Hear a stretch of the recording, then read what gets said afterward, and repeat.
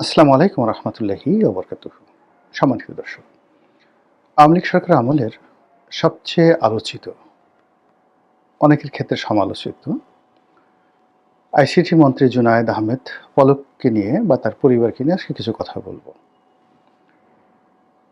পলক সংসদে আমার খুব স্নেহভাজন ছিলেন, আমার পেছনে বসতেন এবং যতদিন আমি সংসদে ছিলাম মোটামুটি আমাকে যতটা সম্ভব তিনি রেসপেক্ট করতেন এবং সেই সুবাদে পলকের পরিবারের সঙ্গে আমার ওই এমপিকালীন সময় একটা ভালো পারিবারিক সম্পর্ক ছিল এবং আমি ওদের গ্রামের বাড়িতেও গিয়েছিলাম। একবার বেড়াতে গেলাম আমার স্ত্রী সহ, সন্তান সহ। তো ওই সময়টাতে পলকের সঙ্গে দেখা হয়েছিল এবং যতটা সম্ভব ভালো ব্যবহার করা দরকার সে আমার সঙ্গে সেই সৌজন্যমূলক ব্যবহার করেছিলেন।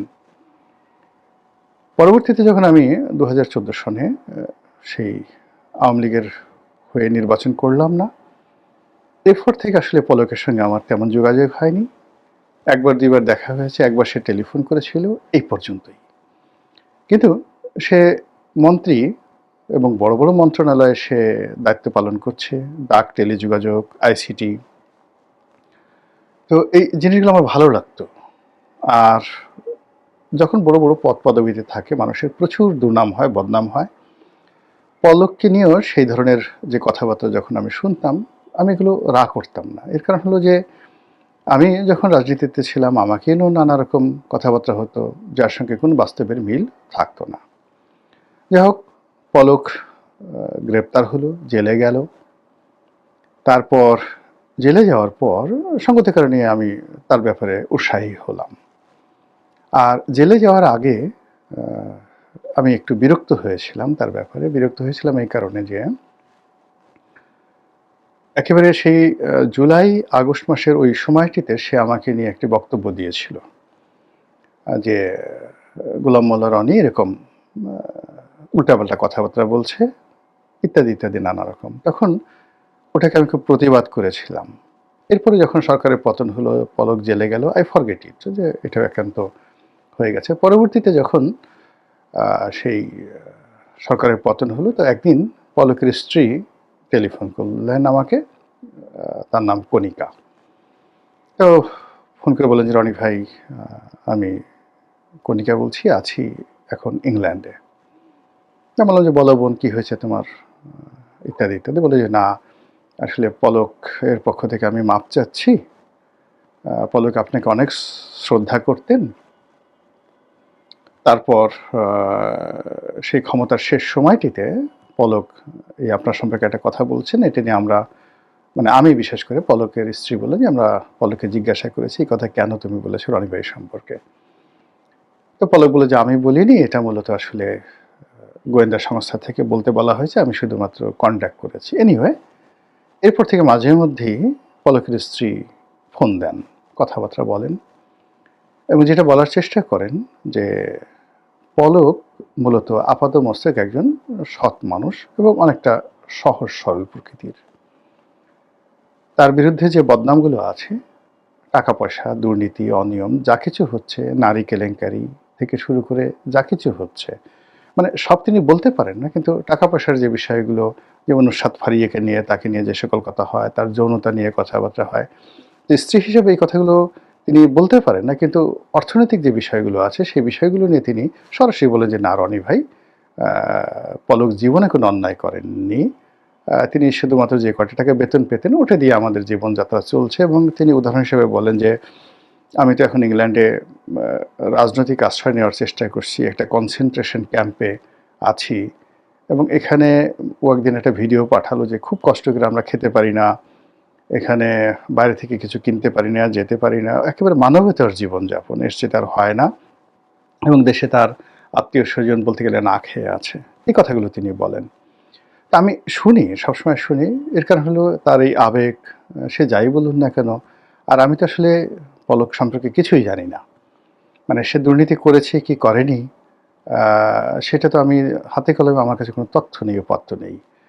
তার বিরুদ্ধে রাষ্ট্র ব্যবস্থা নিয়েছে, তার বিরুদ্ধে মামলা চলছে, আরও মামলা হবে, ইত্যাদি ইত্যাদি নানা বিষয়গুলো, এগুলো রাষ্ট্রের কাছে তথ্য আছে, কিন্তু আমি তো এই বিষয়গুলো জানি না। ফলে যখন রাষ্ট্রের এই ঘটনাগুলো হয় আর পলকের স্ত্রীর যখন কান্না বিজড়িত কথা আমি শুনি, এটা আমাকে রীতিমতো অনেক সময় মনে হয় যে আসলে কি দেশটা এইরকম?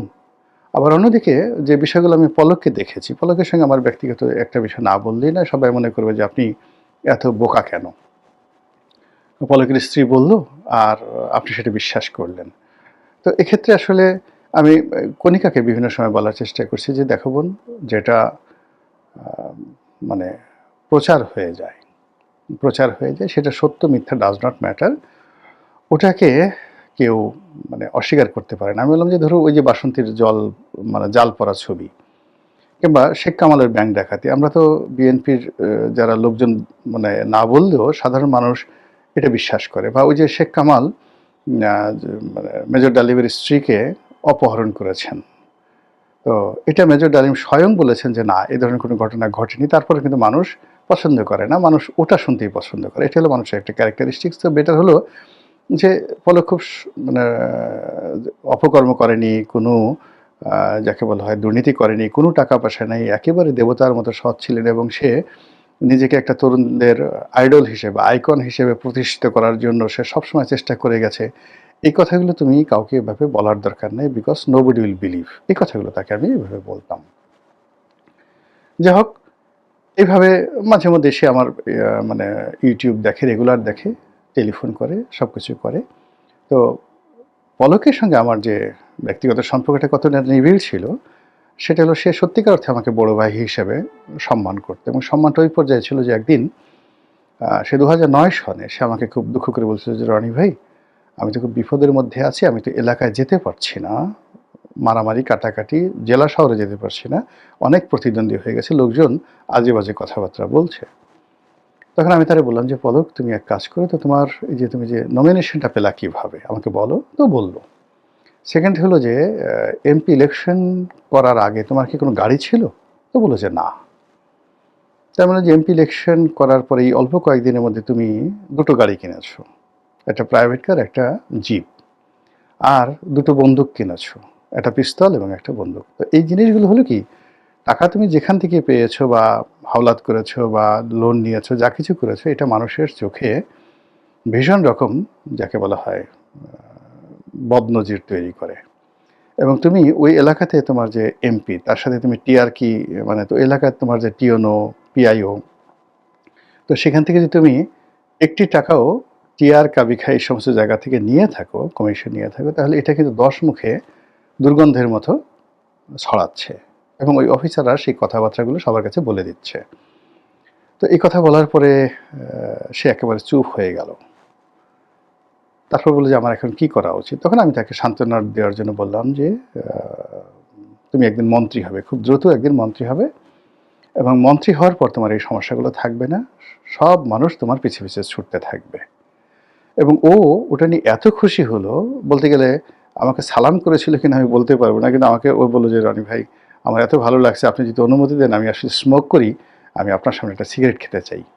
তো আমি বললাম, "আচ্ছা ঠিক আছে, লেটস গো।" তো দাঁড়িয়ে, দাঁড়িয়ে সে খুব আনন্দিত হয়ে সে ওই সংসদ ভবনের সামনে একটা সিগারেট খেলো আরকি। এই হলো রিলেশনশিপ।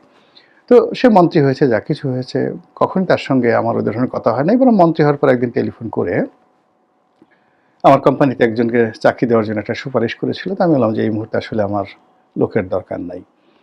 তো সম্প্রতি যেটি হলো, একটা আ ভিডিওতে একটা ভিডিওতে আমি যেটা বলার চেষ্টা করছি যে, শেখ হাসিনা কিছু মানুষের জন্য দুর্নাম এবং বদনামের শিকার হয়েছেন। এখন এই মানুষগুলোর অপকর্মের সাথে শেখ হাসিনা জড়িত ছিলেন বা ছিলেন না, ডাজ নট ম্যাটার। বাট বদনাম হয়েছে। আবার একই সঙ্গে সজীব ওয়াজেদ জয় কিছু মানুষের জন্য তিনি আ নিন্দিত হয়েছেন।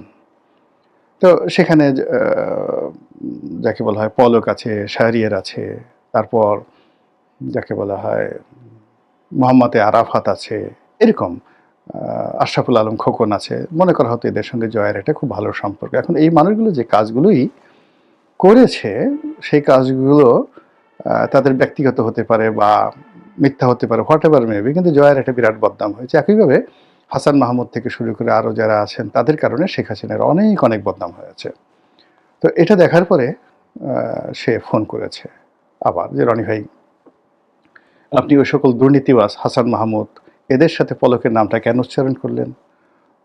পলক তো একেবারে সৎ। আপনারা বলেন পলক অনেক টাকা উপার্জন করছে, তা আমি তো না খেয়ে আছি এখানে। আমার এই টাকাগুলো, পলকের টাকাগুলো আমাকে দিয়ে যান। আমি বললাম যে, বোন, আমি তো আসলে ওইভাবে বলিনি। আমি অ্যাজ এ হোল মানে বলতে গিয়েছি, তারপরে এই জিনিসটা হয়েছে। বাট সে খুব অ্যাডামেন্ট, ভীষণ রকম অ্যাডামেন্ট যে এত মানুষ এত দুর্নীতি করলো, তাদের কথা আপনি বলেন না। সে কয়েকজন চিহ্নিত বলল যে সবচেয়ে দুর্নীতির মধ্যে বেশি দুর্নীতি যে করেছে, একজনের নাম বলল, মন্ত্রী।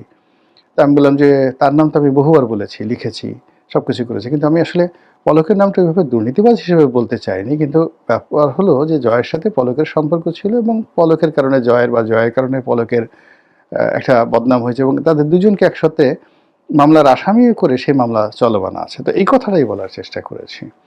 তো যাই হোক, এনিওয়ে সে মনে খুব কষ্ট পেয়েছে। তো আমার বক্তব্যটা হলো যে আসলে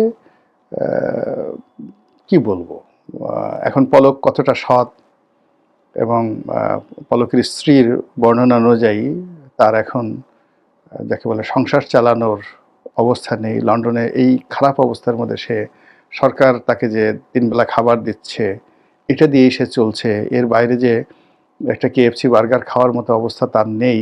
এই জিনিসগুলো আপনি বা আমি এটা কতটা বিশ্বাস করব না করব সেটা আমাদের ব্যক্তিগত রুচি অভিরুচির বিষয়। কিন্তু সমাজে যে জিনিসগুলো প্রতিষ্ঠিত হয়ে যায় তার বিরুদ্ধে রুখে দাঁড়ানো, বলা সত্যিকার অর্থে একটি কঠিন বিষয়। মহান আল্লাহ আমাদের সবাইকে হেদায়েত দান করুন এবং হেফাজত করুন। আসসালামু আলাইকুম ওয়া রাহমাতুল্লাহি ওয়া বারাকাতুহু।